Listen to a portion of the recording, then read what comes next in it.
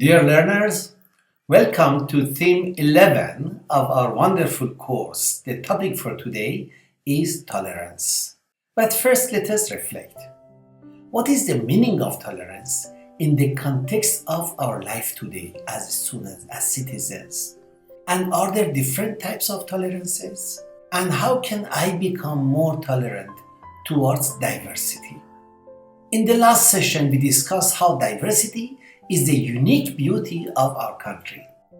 Various climates, different races and religions, languages and dialects, cultures and festivals, they all make India a rose garden in which all colors and fragrances live together and add to the magical charm of life. People around us may have different ethnicities, but it is very important to keep in mind that every person has a natural right to be different in appearance, in belief, or temperament. So tolerance is the ability and the willingness to allow the existence of opinions or behavior that you may dislike or you do not agree with. In everyday social life, our attitude towards those with whom we come in contact for various reasons should not be biased. Indeed, it's a sign of tolerance to look at others with no prejudice or any criticism. Unity in diversity is impossible without tolerance in every respect. We have to keep in mind that tolerance and compromise are not the same thing. In compromise, the moral principle that others have a birthright to be different is nowhere to be found. Tolerance embodies respect. It embodies kindness and a fair attitude towards others without the feeling of superiority.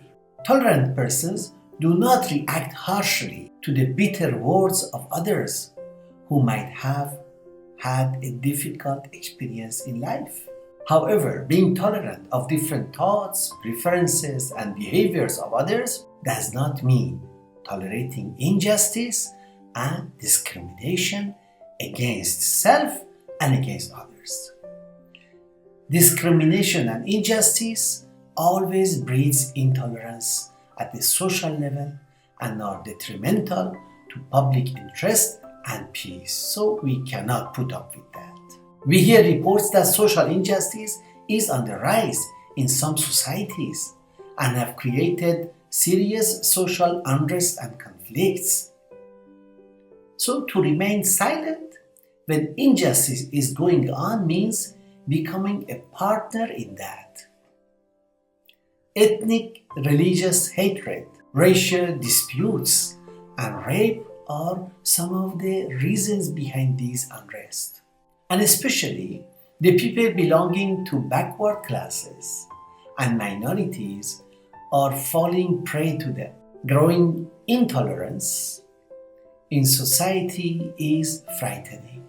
If it is to be stopped, the value of equality, the value of fraternity and secularism enshrined in the Constitution of India must be re-established in the society. So, tolerance is of different types. Tolerance is the fundamental value for a peaceful society. From the perspective of welcoming diversity for building society, tolerance should be considered from various points of view. For example, religious tolerance, gender tolerance, physical tolerance, academic tolerance, sexual orientation tolerance, geographical tolerance, age-related tolerance, marginal tolerance, interdisciplinary tolerance, inter-ethnic tolerance, ethnic tolerance, political tolerance. So there are many different types of tolerances that we have to keep in mind. So tolerance is needed for a non-violent society, because tolerance breeds violence. We want non-violent society, that means tolerance must be there. If it is undermined, the result will be violence and destruction. According to Mahatma Gandhi ji, non-violence is the greatest force at the disposal of mankind. It is mightier, stronger, mightier than the mightiest weapon of destruction devised by the ingenuity of man. He said he objected violence because the good it may produce is temporary, but the evil it does is permanent. Thank you very much.